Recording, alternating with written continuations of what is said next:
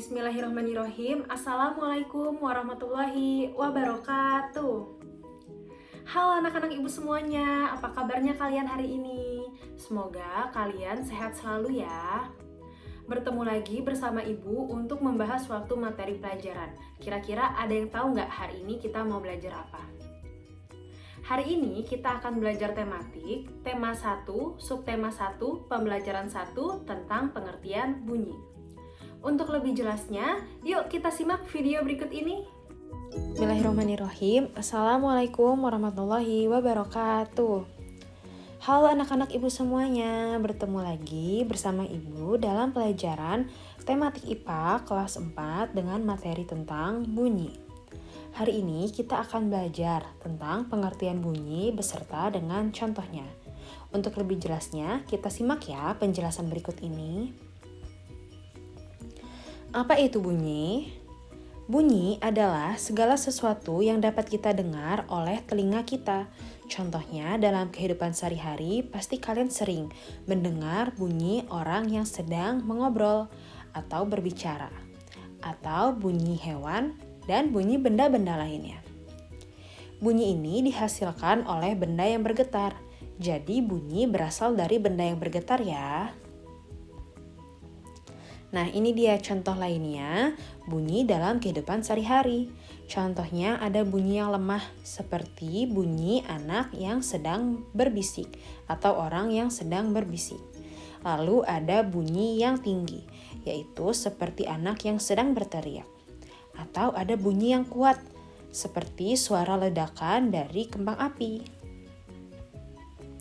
Nah, tinggi rendah atau kuat lemahnya bunyi bergantung pada yang pertama adalah frekuensi, yang kedua adalah amplitudo, dan yang ketiga adalah resonansi. Frekuensi adalah bunyi yang dihasilkan oleh banyaknya suatu getaran. Semakin banyaknya getaran, bunyi yang dihasilkan akan tinggi, dan sebaliknya, semakin sedikit getaran, bunyi yang dihasilkan akan semakin rendah. Nah, frekuensi ini berhubungan dengan tinggi dan rendahnya bunyi ya.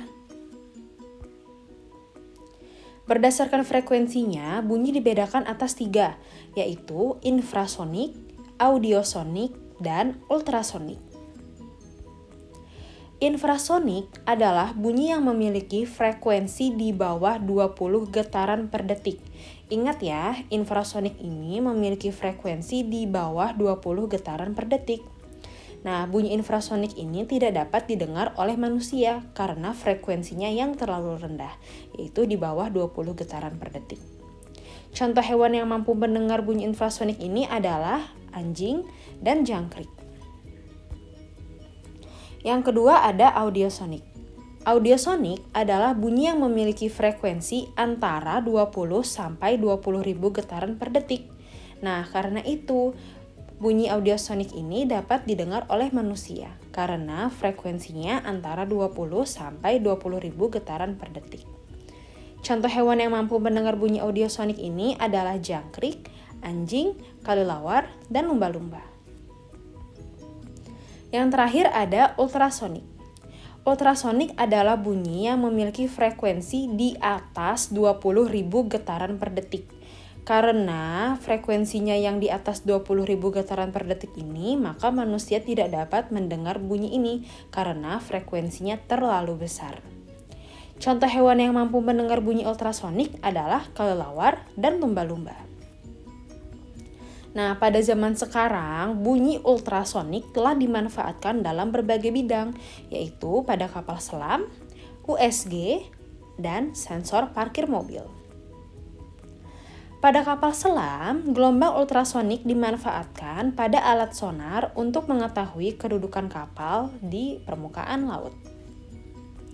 Sedangkan untuk USG dalam bidang kesehatan, gelombang ultrasonik digunakan pada alat USG untuk mengetahui kondisi janin dalam kandungan.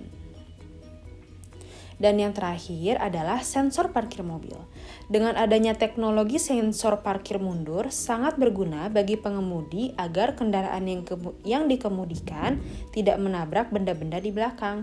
Pasti kalian pernah ya melihat mobil yang ketika sedang parkir mundur, ketika akan mendekat dengan benda-benda yang ada di belakangnya, pasti sensornya akan berbunyi. Tadi kita sudah membahas tentang frekuensi. Selanjutnya adalah amplitudo. Amplitudo adalah simpangan maksimum yang terdapat pada suatu getaran. Amplitudo ini berhubungan dengan kuat dan lemahnya bunyi. Ingat ya, kalau tadi frekuensi berhubungan dengan tinggi dan rendahnya bunyi, kalau amplitudo berhubungan dengan kuat dan lemahnya bunyi. Semakin besar amplitudo, maka semakin kuat bunyi yang dihasilkan. Begitupun sebaliknya, semakin kecil amplitudo, maka semakin lemah bunyi yang dihasilkan.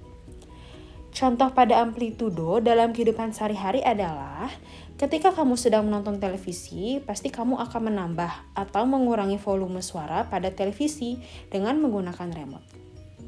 Semakin kamu menambah volume televisi, maka akan semakin besar amplitudo atau makin kuat bunyi yang dihasilkan.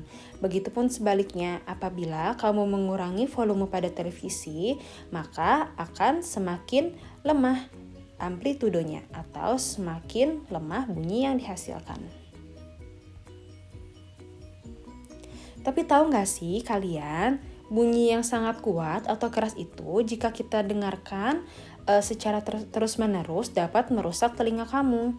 Contohnya adalah ketika kamu mendengarkan bunyi dengan volume yang besar dengan keadaan yang terus-menerus, itu akan menyebabkan gangguan pada pendengaran kalian. Jadi kalian harus hati-hati ya ketika kalian mendengarkan musik atau menonton televisi, jangan menyetel suaranya terlalu keras karena akan merusak telinga kalian. Kekuatan bunyi diukur dalam satuan desibel. Bunyi yang aman itu didengar oleh telinga adalah di bawah 75 desibel. Bunyi di atas 120 desibel jika terus didengarkan dalam waktu yang lama akan menyebabkan kerusakan pada pendengaran, yaitu ketulian. Kita sudah membahas frekuensi, lalu amplitudo, dan yang terakhir adalah resonansi. Resonansi adalah ikut bergetarnya suatu benda karena ada benda lain yang bergetar. Contohnya adalah ketika kamu memukul satu sisi dari gendang, maka sisi lainnya akan ikut bergetar.